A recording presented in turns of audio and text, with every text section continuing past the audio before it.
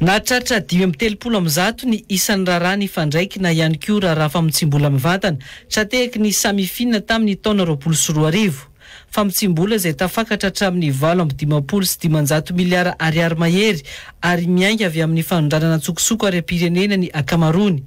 Nambarany Italia General ny samifinina fa tsy nampiembotra ny asa famitsim-bola ny fikatona ny sistany. Tsy araky ny eritreretintsika zany hoe mijanona ny fivezivezen'ny arena izay ahondrana fomba tsy ara-dalàna rehefa mikatona ny sistany.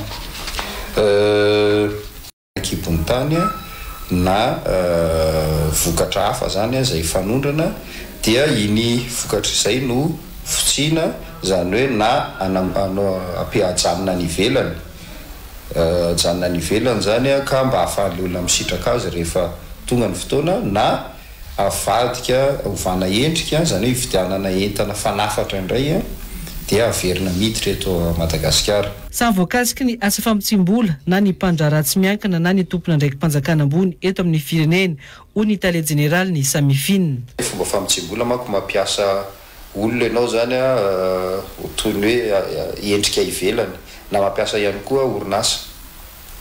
Le tena tompony zany ao ambadika fa mampiasa olona izy dia zay no mahatonga hoe maro zany mety olona tafiditra ao, mety sasany olona tena mitana na mitana andraikitra ambony eto amin'ny firenena ara-panjakana angamba ny tiana ho fantarina eo fa tsy vitsy ihany koa zany ireo mpandraharaha na indraindray olon-tsotra no azo ametrahana azy fa ao ambadika izay ilay endrika famitsim-bola zay zany hoe izy no mitondra anarana n'ilay vola izay eritreretina ho fotsiana. Mbola isy ny tatitra mikasika ny asa vitany ho ataon'ny Italia General ny samifinina mialoha ny atongavany Italia General vaovao isahana ny fitantanana ity sampam-pandraharaha ity.